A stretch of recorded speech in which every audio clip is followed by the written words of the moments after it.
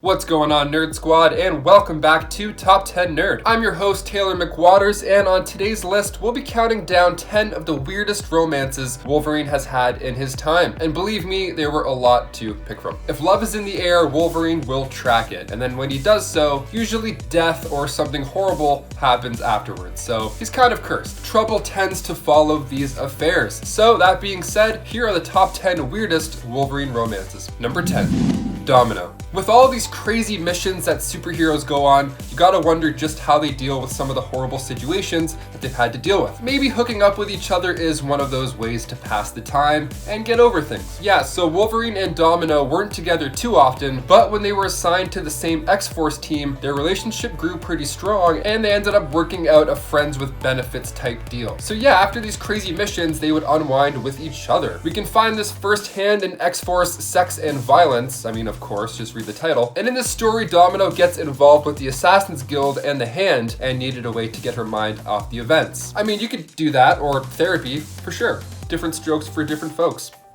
Literally. And before we go on to number 9, if you guys want to go ahead and give us a thumbs up on the video because it helps out our channel so much. You guys are the best. Thank you so much for watching. Now let's keep going with this crazy list. Number 9, Amir. This next romance lasted about 10 issues and it begins with Wolverine Volume 3, issue 48. She even says for Logan not to worry about their hookup because Atlanteans don't have the same hang-ons that humans do when it comes to physical intimacy. It can be just about the physical elements only. And it's funny because Wolverine is the timid one this time around. He's vulnerable. He even says that he's not worried. He just feels like he needs someone to talk to lately. So what started out as Amir and her team helping Wolverine with a mission turned into this relationship, with Wolverine really caring about her. Amir unfortunately didn't survive during a mission against the Scimitar organization. Number 8.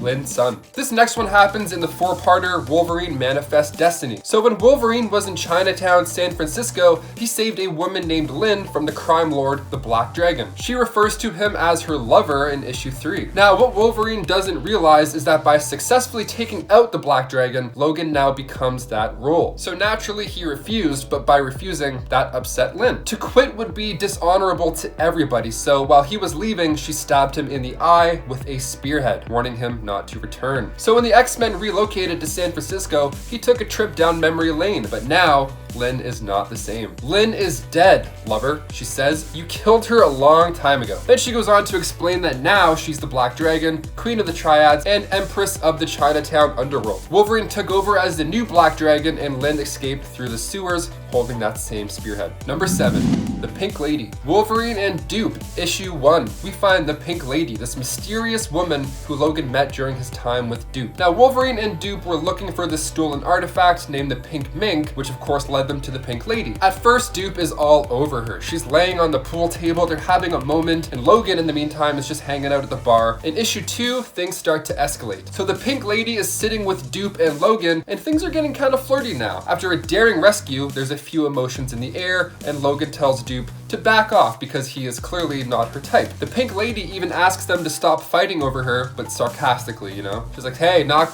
it off. Quit it, you two. Logan ends up getting with the Pink Lady, and Dupe gets with the Pink Mink.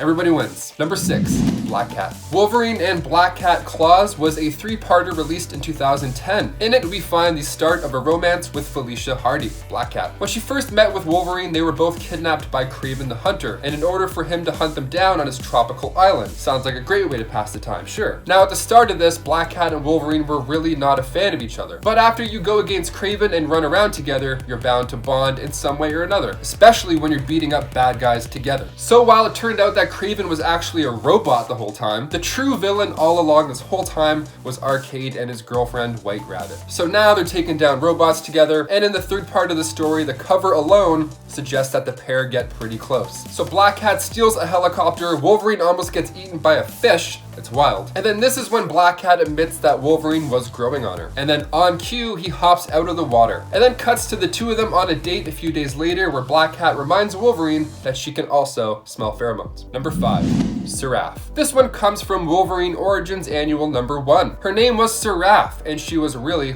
something else. She had taught Logan how to kill, and he enjoyed killing people for her. Kind of the perfect pair, if you ask me. She was ruthless to most, but to him, she was gentle. Yeah, for a 1920s relationship, relationship, this one was pretty spicy. I mean, Logan carved trees for her. He was romantic. But there was more to her than Logan had thought. I mean, after all, he says, why would this woman that I loved so much lie to me? Then in Wolverine issue 126, he looks back and reflects on their relationship and how she was killed sadly by Sabretooth. Another love lost to time. Number 4, Gak. Sometimes you can find love in places you never thought you would. Like say for instance in Savage Land. When Wolverine got to Savage Land, he was alone. He was doing a solo adventure and then he encountered a tribe whose leader challenged him to a battle, trial by combat. The two battled it out and Logan came out on top with the tribe cheering along. Gak is defeated. But who is this Gak? When he goes to meet the leader, he's surprised that it is a woman. Who knew? They can fight too, Wolverine.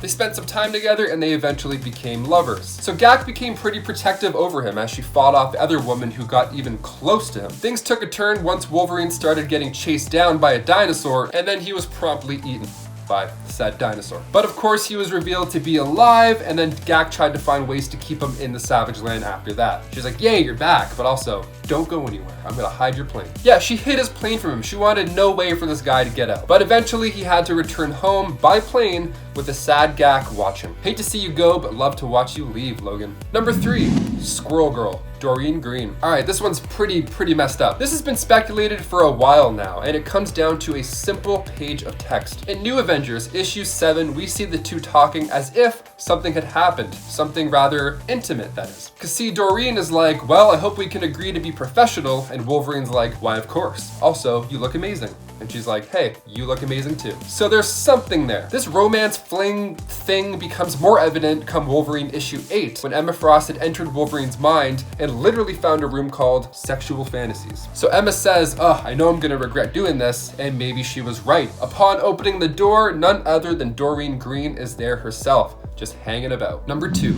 Ultimate MJ. Yes, the Ultimate Universe, home to the Scarlet Witch Quicksilver relationship, which still ended up making its way into this list. But there's also some MJ and Wolverine weirdness that happens as well. So after Ultimate Spider-Man issue 66, Wolverine and Spider-Man switched bodies. Yeah, I'm talking Freaky Friday style. This all happened after Mesmero switched their bodies. So Peter was like, okay, well, if you're me now, I really need you to go to school. We're like 15. This is important. This is the only thing you have to do. And also maybe fight a couple of bad guys. So while Wolverine was in Peter's body, he at one point ended up kissing MJ and even tried to sleep with her.